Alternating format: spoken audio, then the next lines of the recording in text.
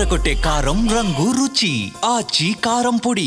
అంటే కొద్దిసేపటి క్రితమే మనము బీఆర్ఎస్ పార్టీ రాష్ట్ర కార్యదర్శి తక్కలపల్లి రవీంద్రరావుని కాంటాక్ట్ చేశాం. తను మాత్రం కవిత మా పార్టీ సభ్యురాలు కాదు, ఆమె ఏం మాట్లాడుకున్నా మాకు సంబంధం లేదు, ప్రజలు బీఆర్ఎస్ కార్యకర్తలే కొద్ది రోజుల్లో కవితకు గుణపాఠం చెప్తారని చెప్పి డైరెక్ట్గానే కవితను అటాక్ చేసిన పరిస్థితి. కానీ కవిత మాత్రం బీఆర్ఎస్ పార్టీ పని అయిపోయింది, ఉప ఎన్నికలో ప్రజల పక్షాన పోరాడే బీఆర్ఎస్ పార్టీ ఎక్కడ కూడా ప్రజల వాణిని కానీ ప్రజల గొంతును వినిపించలేకపోయింది, కాంగ్రెస్ పార్టీ ప్రభుత్వాన్ని ఎండగట్టలేకపోయారు, పూర్తిగా రాష్ట్రంలో విమర్శలున్నా వ్యతిరేకత ఉన్నా కూడా దాన్ని అనువుగా చేసుకోవడం, దాన్ని ప్లస్గా చేసుకోవడంలో ఇద్దరు కృష్ణ అర్జునులు కేటీఆర్ హరీష్ విఫలమయ్యారని చెప్పి డైరెక్ట్గానే వ్యాఖ్యానించిన పరిస్థితి. అంటే పార్టీలో పరిస్థితులు సరిగా లేవు, 15 మంది ఎవరైతే కొంతమంది క్యాండిడేట్లు తాము విత్డ్రా చేసుకొని సపోర్ట్ చేస్తామని వచ్చినా కూడా హరీష్ రావు అందుకు అనుగుణంగా స్పందించాలని చెప్పి విమర్శలు చేసింది. రాజకీయ విశ్లేషకులు వి ప్రకాష్ హరీష్ రావుని పొగుడుతుంటాడు, హరీష్ రావుని పొగడం వల్ల ఏముంది, వి ప్రకాష్ ఎందుకు పొగుడుతుండని చెప్పి కూడా ప్రశ్నించింది. అంటే మోసంకి care of address Harish Rao అని చెప్పింది సోషల్ మీడియా హీరో కేటీఆర్ అంటూ వ్యాఖ్యానాలు చేసింది. ప్రస్తుతం బిగ్ టీవీతో రాజకీయ విశ్లేషకులు వి ప్రకాష్ ఉన్నారు. మరి కవిత మాట్లాడిన మాటలు అయితే సంచలనం రేపుతున్నాయి. మరి వి ప్రకాష్ నుంచి రియాక్షన్ తీసుకునే పరిస్థితి మనం చూద్దాం. ఏం చెప్తారండి? గత కొద్ది రోజులుగా కవితకు మీకు వార్ నడుస్తున్నట్టు కనిపిస్తుంది. ఎందుకంటే టీవీ డిబేట్ స్టూడియోలో కానీ మిగతా అంశాల్లో కూడా కవితని డైరెక్ట్గానే అటాక్ చేశారు. మీరు బీఆర్ఎస్ పార్టీలో ఈరోజు కాదు మీ ప్రస్థానం ఎప్పటి నుంచో టీఆర్ఎస్ బీఆర్ఎస్ నుంచి ఎదుగుదలలో మీరు ముఖ్య పాత్ర కూడా. వాస్తవంగా నేను పార్టీలో లేను, నా అంతటి నేనుగా 2 సంవత్సరాల క్రితమే నేను ఇంకా పార్టీ ఫ్రేమ్లో ఉండను అని చెప్పాను. ఇన్ఫ్యాక్ట్ 2008 తర్వాత కూడా నేను పార్టీ ఫ్రేమ్లో ఎన్నడూ లేను. అంటే మీరు పార్టీని మొదటి నుంచి ఎదుగుదలకు కానీ సలహాలు ఇవ్వడం కానీ ముఖ్య భూమిక పోషించడంలో మీ పాత్ర అది ఇప్పటికి కూడా ఉంది. అవును, ఇప్పటికి కూడా నేను ఆ భూమిక పోషిస్తున్నా. మీకు గుర్తు చేస్తున్నాను, నేను దేవేందర్ గౌడ్ను ప్రమోట్ చేసినప్పుడు పార్టీకి రిజైన్ చేశాను. అది కూడా ఒక లైవ్ టీవీ ఛానల్లో చేశాను. ఆ తర్వాత ఎన్నడూ మెంబర్షిప్ తీసుకోలేదు, ఆ పార్టీలో ఏ బాధ్యత తీసుకోలేదు నేను. కానీ అది నా చేతితో పెట్టిన మొక్క. జయశంకర్ గారు నేను కలిసి కేసీఆర్ గారిని మోటివేట్ చేసి 9 నెలలు కష్టపడి ఇన్నయ్య గారు ఇంకా కొంతమంది ఉన్నారు మాతో మేధాలతో కలిసి పెట్టింది. అది తెలంగాణకు ఒక రిప్రజెంటేటివ్ రోల్ ఆ పార్టీ ప్లే చేయాలనేది. ఎందుకంటే కేసీఆర్ గారికి ఉన్న కన్సర్న్ ఇంకొకరి లోపల నాకు కనబడలేదు. అంత స్టడీ కానీ అంత కన్సర్న్ కానీ, ఎవరైనా మంచి చేస్తారు, కొంత వాళ్ళు చేసే దానిలో లోపాలు ఉంటాయి.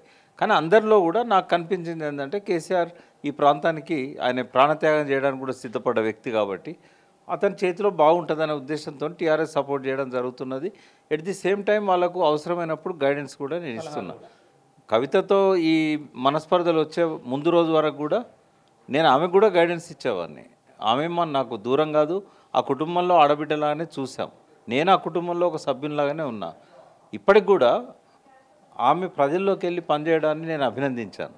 మా ఇద్దరి గొడవలు అయినా కూడా మీడియా పరంగా నేను అన్నది ఆమె హరీష్ రావుని అన్నందుకో కేసీఆర్ అన్నందుకో కేటీఆర్ అన్నందుకో కాదు. కాళేశ్వరం ప్రాజెక్టులో అవినీతి ఉన్నదని దానికి హరీష్ బాధ్యుడని అన్నందుకు దాని మీద నేను రియాక్ట్ అయ్యాను.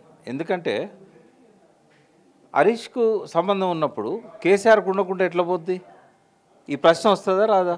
అదే రోజు సాయంత్రము అర్నబ్ గోస్వామి జూమ్లో ఆమెను ఇంటర్వ్యూ చేస్తూ ఈమె అదే మాట అన్నది, హరీష్ రావు కాళేశ్వరం కరప్షన్తో సంబంధం ఉంది అంటే ఎట్లా మాట్లాడుతున్నావు అమ్మ నువ్వు, మీ నాన్న చీఫ్ మినిస్టరు, ఆయనకు సంబంధం లేకుండా హరీష్ రావుకు సంబంధం ఎట్లుంటుంది, మళ్ళీ ఆ టైంలో ఆయన ఇరిగేషన్ మినిస్టర్ కూడా కేసీఆర్ గారు కదా.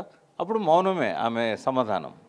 సరే ఏవెట్లను ఉండనియండి, ఆమె ప్రజలలో పోయింది, నేను అప్రిషియేట్ చేశా. ఎందుకంటే ప్రజలకి ఏ నాయకుడు పోయినా కొంత తెలంగాణకు మేలు జరుగుతుంది. నాది కాలోజీ ప్రజల గొడవ నా గొడవ అన్నట్టుగా తెలంగాణ గొడవ నా గొడవ.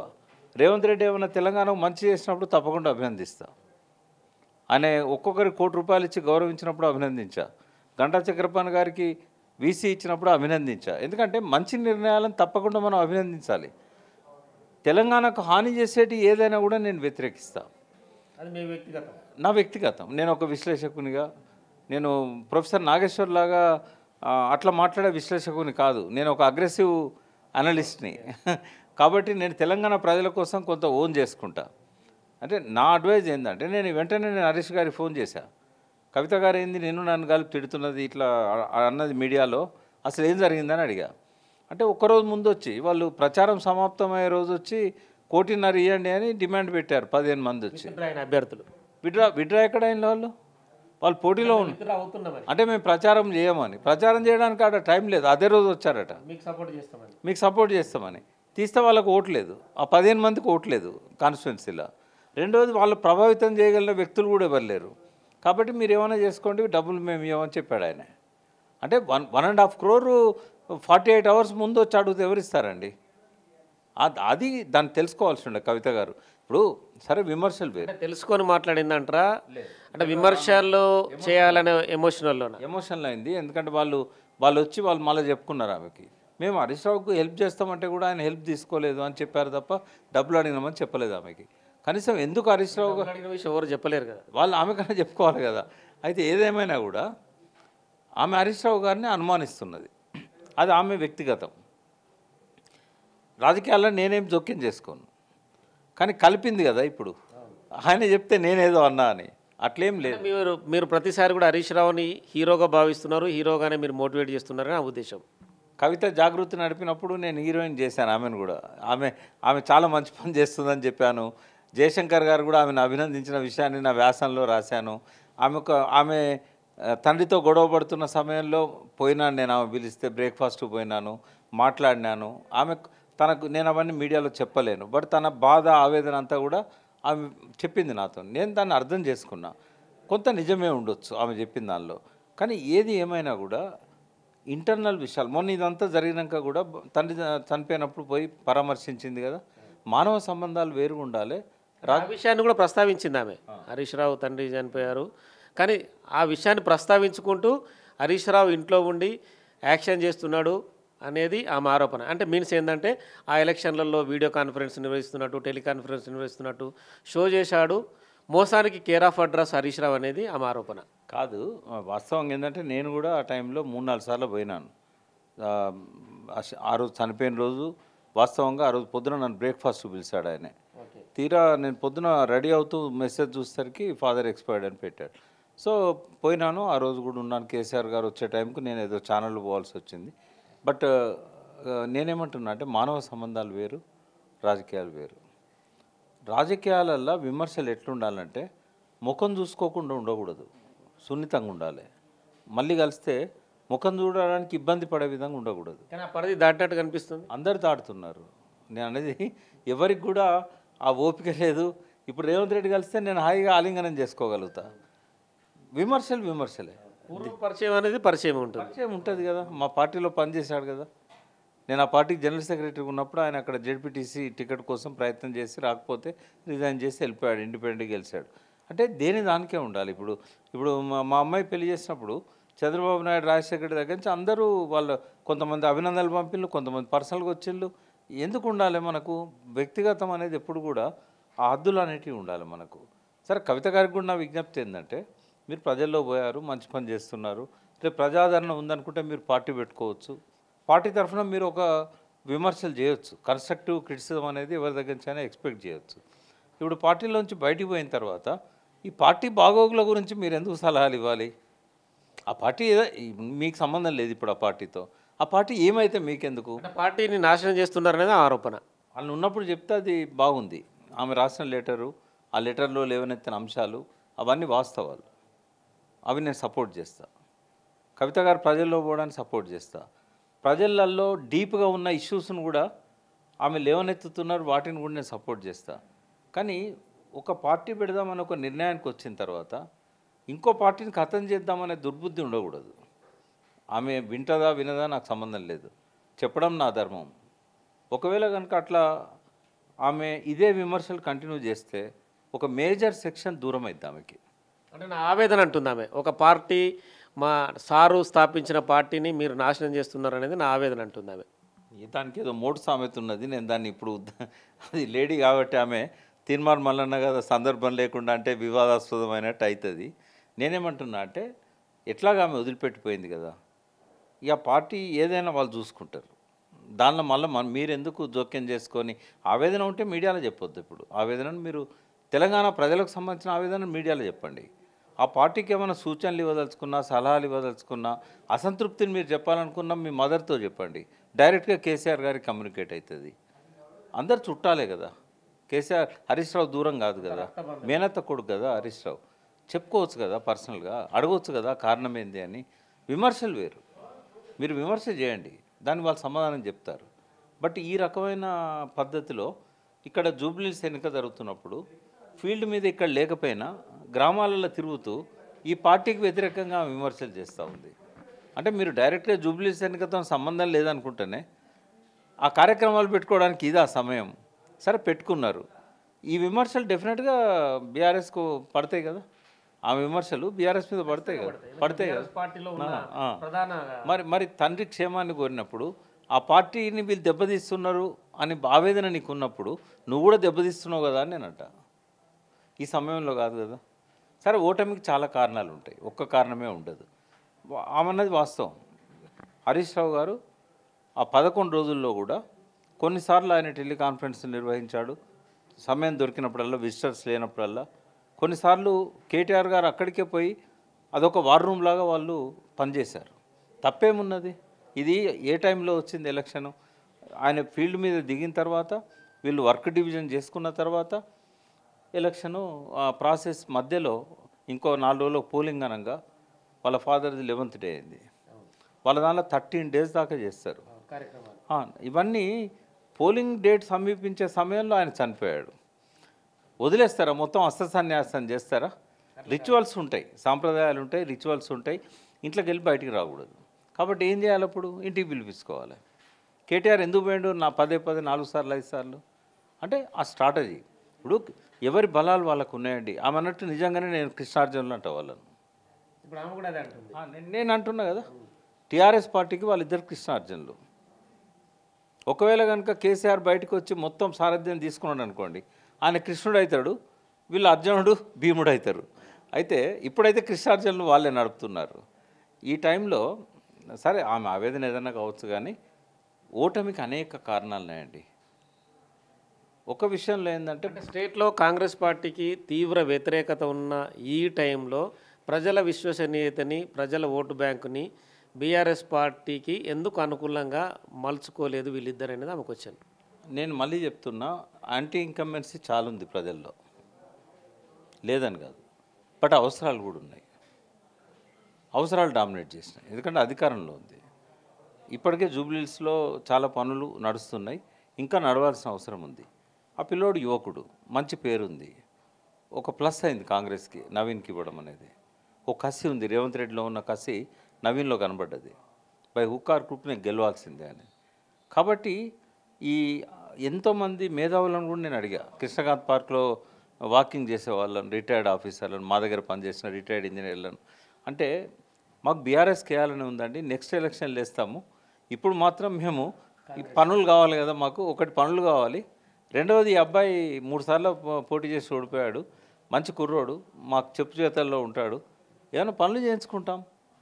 ఇవన్నీ పనిచేసినాయి. కేవలం పోల్ మేనేజ్మెంట్తోనే అన్ని ఓట్లు వస్తాయని ఎవరు అనుకోవాల్సిన అవసరం లేదు. ఓ 6% 5% పోల్ మేనేజ్మెంట్లో సెఫాలజిస్టులే చెప్తున్నారు.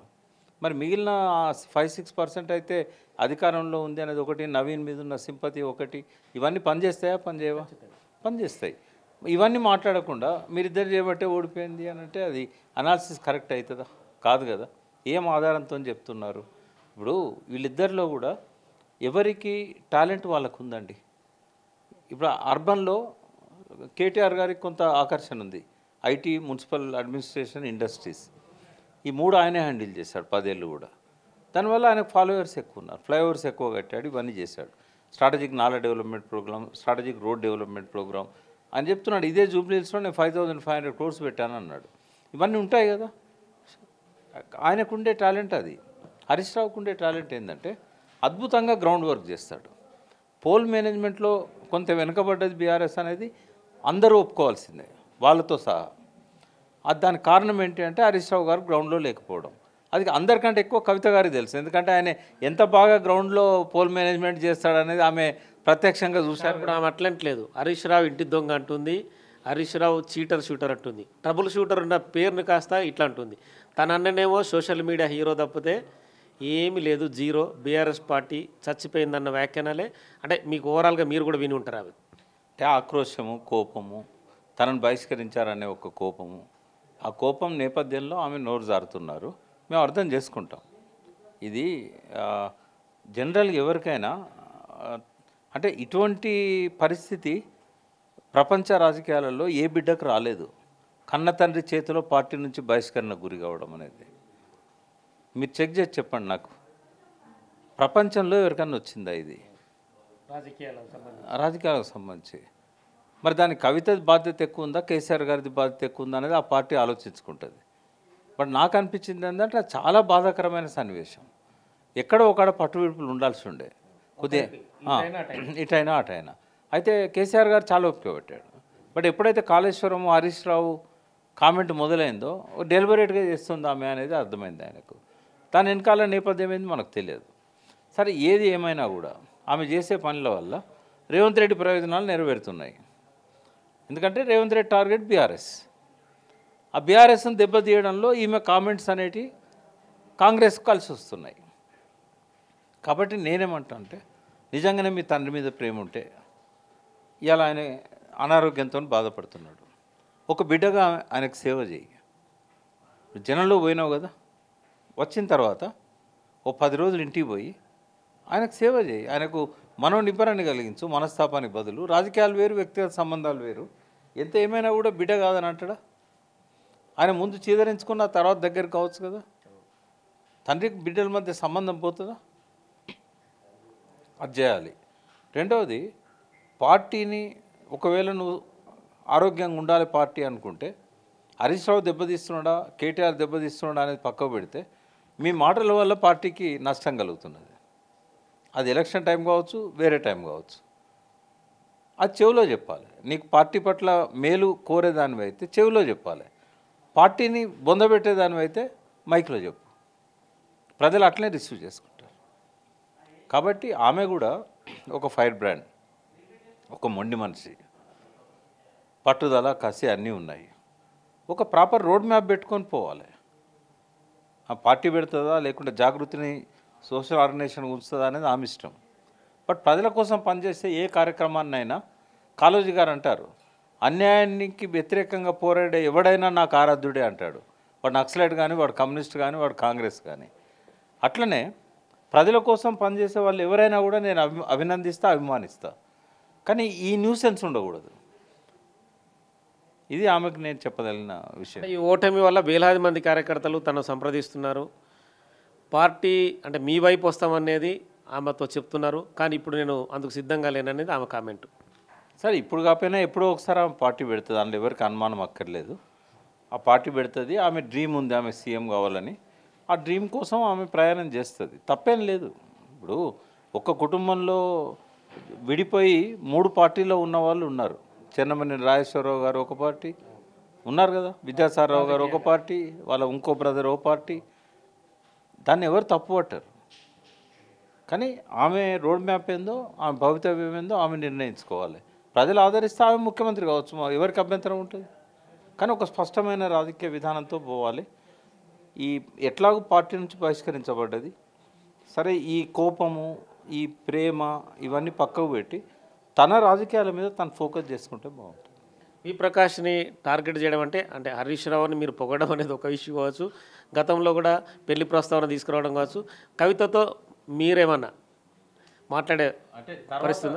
తర్వాత కాలంలో నేనేం మాట్లాడలేదు. ఎందుకంటే ఆ మాట్లాడే సంబంధాన్ని ఆమె తెగతెంపులు చేసుకున్నది. ఎట్లా అంటే ఏవేవో నా మీద అభూత కల్పనలు ఇవన్నీ చేసి ఒక ప్రెస్ మీట్ పెట్టించి ఆమె కార్యకర్తలతో నన్ను తిట్టించింది.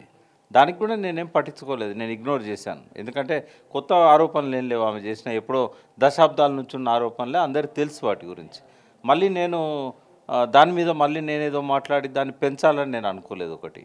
రెండవది ఏంటంటే బెదిరింపులకు భయపడేవాడిని కాదు. ఎందుకంటే 100 సార్లు నేను నక్సలైట్లను కడవడానికి అడవుల్లో పోయినా, వచ్చి మీడియాలో కూడా చెప్పిన, ఏ పోలీసులు నన్ను ఏం ఎన్కౌంటర్ చేయలేదు, ఏ నక్సలైట్లు నన్ను తప్పట్లేదు. భయం అనేది నా జీవితంలో నాకు తెలియదు. నా బ్యాక్గ్రౌండ్ అది. ఆమె మంచిగా మాట్లాడితే నేను మంచిగా గౌరవిస్తాను.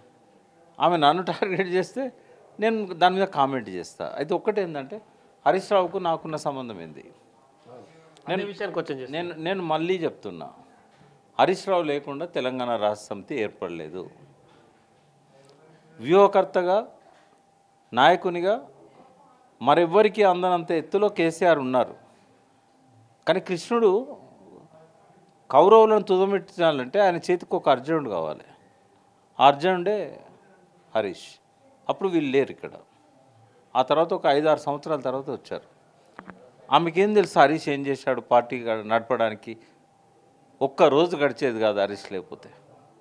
ఒక్క రూపాయి పార్టీ ఫండ్ వచ్చేది కాదు. రాత్రి బగళ్ళు ఉన్నాడు అక్కడ. ఇప్పటికీ కాదు, ఎప్పటికీ చెప్తా. కేసీఆర్ గారు పక్కన కూర్చున్నప్పుడు మీరు అడిగినా కూడా నేను అదే విషయం చెప్తా. కేసీఆర్ గారు కృష్ణుడు అయితే పార్టీని బతికించింది, నిలబెట్టింది మొత్తం హరీష్ రావు గారు. ఇప్పుడు దానికి తోడుగా వీళ్ళిద్దరు వచ్చారు, సరి అయిన సమయంలో వచ్చారు. తెలంగాణ ఇవ్వనని చెప్పి కాంగ్రెస్ పక్కకు పెట్టినప్పుడు, మళ్ళీ ఒకసారి స్ట్రీట్ ఫైట్కి వద్దామని చెప్పి కేసీఆర్ నిర్ణయం తీసుకున్నప్పుడు, మళ్ళీ రాజీనామా చేసి తనను పరీక్షకు పెట్టుకున్నప్పుడు కేటీఆర్, కవిత ఇద్దరు వచ్చారు. ఆమె జాగృతి రూపంలో ఉద్యమాన్ని తీసుకొచ్చింది, బతుకమ్మను ఒక ఐకాన్గా పెట్టింది. చాలామంది చేసిన విమర్శలకు కూడా నేను కవితను సమర్థిస్తూ మాట్లాడాను. ఆమె బతుకమ్మను క్రియేట్ చేయలేదు, బట్ బతుకమ్మను తెలంగాణకు ఒక ప్రతీకగా మార్చింది అని చెప్పాను. అంటే నేను మంచిని మంచి అంట, చెడుని చెడంట, ఎవరికి నేను ఏజెంటును కాదు. అట్లా ఉండదలుచుకుంటే కేసీఆర్తోనే ఉంది కదా. బయటకు వచ్చి నేను విశ్లేషకునిగా ఎందుకు మారుతా? అంటే తెలంగాణ ప్రజల కోణంలో నుంచి చూసినప్పుడు అవసరమైనప్పుడు కేసీఆర్ను కూడా మందలించాల్సిన అవసరం వచ్చింది. అవసరం వచ్చినప్పుడు కేటీఆర్, హరీష్ను కూడా మీడియా రూపంలో మందలించాల్సిన అవసరం వచ్చింది. అవసరం వచ్చినప్పుడు కవితను కూడా మందలించాల్సిన అవసరం వచ్చింది. అంటే తెలంగాణ ప్రజలకు వీళ్ళు చేసేది మంచిదా చెడ్డదా అది ఒక్కటే కోణం. నేను అన్నాను ఒక ఛానల్లో, ఆమె హరీష్ని ఏమంటే ఏంది, కేటీఆర్ని ఏమంటే ఏంది, కేసీఆర్ని ఏమంటే నాకేంది? కాళేశ్వరం ఆమె అన్నది కాబట్టి నేను రియాక్ట్ కావాల్సి వచ్చింది. నాకు జయప్రకాష్ నారాయణ మంచి మిత్రుడు. అదేవిధంగా కోదండరామ్ దగ్గర నుంచి అరగోపాల్ దాకా అందరూ మాతో పాటు దశాబ్దాల నుంచి వాళ్ళతో కలిసి పనిచేసిన. కేసీఆర్ నిన్న మొన్న వచ్చాడు, కలిసి పనిచేసాం కూడా, హక్కుల ఉద్యమంలో కావచ్చు, ఇతరత్ర కావచ్చు. బట్ కాళేశ్వరం మీద ఎప్పుడైతే వాళ్ళు తెలిసి తెలియక కామెంట్ చేశారో నేను వాళ్ళను కూడా వదిలిపెట్టలేదు. నాకు ఆప్త మిత్రుడు పాశం యాదగిరిని కూడా వదిలిపెట్టలేదు. నేను ఎవరిని వదలను. నేను ఇప్పుడు చెప్తున్నా మళ్ళీ, కాళేశ్వరం అనేది నా ఆత్మ. కాళేశ్వరం తెలంగాణకు జీవధార, ప్రాణధార. ఇప్పటి వరకు కూడా అక్కడ అవినీతి జరిగినట్టుగా ఘోష్ కమిషన్ చెప్పలేదు, ఎన్డీఎస్ఏ చెప్పలేదు, విజిలెన్స్ కమిటీ చెప్పలేదు. సిబిఐకి ఇచ్చారు, సిబిఐ తెలుస్తుంది. ఆ టైంలో మీరెందుకు దాని గురించి మాట్లాడాలి? కవిత దగ్గర ఏమైనా ఆధారాలు ఉంటుంది ఏమనండి. అచ్చా, ఆస్తులు సంపాదించుకున్నారు, ఇది చేశారు, అది చేశారని అన్నది. తెలంగాణ ప్రజలల్లో ఫస్ట్ వ్యతిరేకత ఈమె బిల్డింగ్ కట్టినాకనే వచ్చింది. కేసీఆర్ ఇల్లు కట్టుకోలేదు తెలుసా మీకు? అది ఫామ్లో ఏదో ఆయన ఉండడానికి ముందుండే, దాన్ని కొంచెం డెవలప్ చేసుకున్నాడు. ఎందుకంటే ముఖ్యమంత్రి ఉన్నాడు కాబట్టి, విఐపీస్ వస్తారు కాబట్టి ఆ ఉన్నంతలా కట్టుకున్నాడు ఆయన. ఏది ప్రగతి భవన్ లాగా ఏం కట్టలేదు ఆయన. బట్ మొట్టమొదటిసారి కేటీఆర్ కూడా ఎక్కడ కట్టుకోలే కదా, తను కదా మొదలు.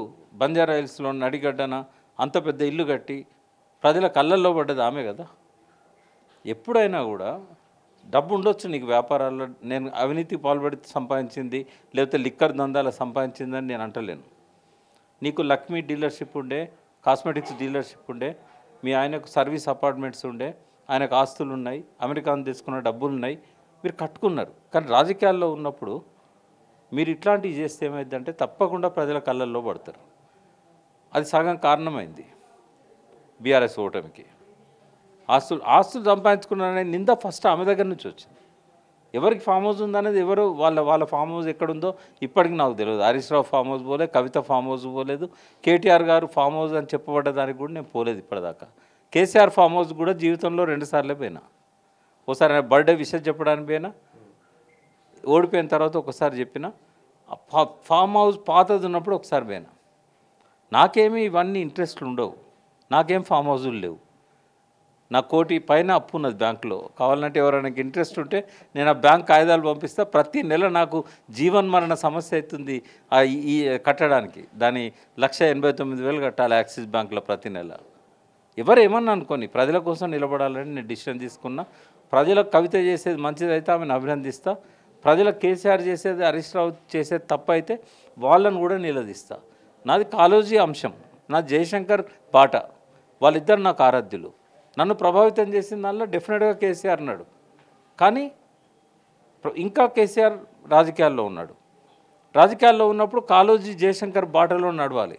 ఒకప్పుడు కేసీఆర్ ప్రత్యక్ష రాజకీయాలు లేడన్న రేవంత్ రెడ్డి కామెంట్ పైన పరోక్షంగానైనా ఆయన గైడెన్స్ ఇస్తున్నాడు. ప్రత్యక్ష రాజకీయాల్లోకి రావడానికి కొంత ఆరోగ్యం సహకరిస్తలేదు. అట్లని చెప్పి ఆయన ఆరోగ్యం క్షీణించిందని బయట ప్రచారం అవుతుంది. అది కూడా శుద్ధ తప్పు. ఆయనకేందంటే ఆ కాళ్ళు పూర్తిగా నడవడానికి సహకరిస్తలేదు. కొంత డయాబెటీస్ అనేది ఉంది కాబట్టి ఆయన కొద్దిగా వీళ్ళ ద్వారా నడిపిస్తున్నాడు. వచ్చే రోజుల్లో డెఫినెట్గా ఆయన బయటకు వస్తాడు.